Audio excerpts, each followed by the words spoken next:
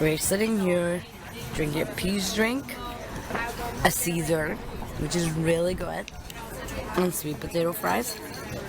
Right, baby, it's good. So Dylan's going to see his friends right now, but they kind of flew away. And here's no-mow zone, increasing habitat for insects and wildlife, encouraging native plant growth, reducing facility maintenance costs, promoting sustainable landscapes, saving energy and CO2 emission by not using Moore's equipment, which is really good because gotta save the habitat here, right, Dylan? Ugh. So it's actually very smart that they can't mow it. And here's some more nature.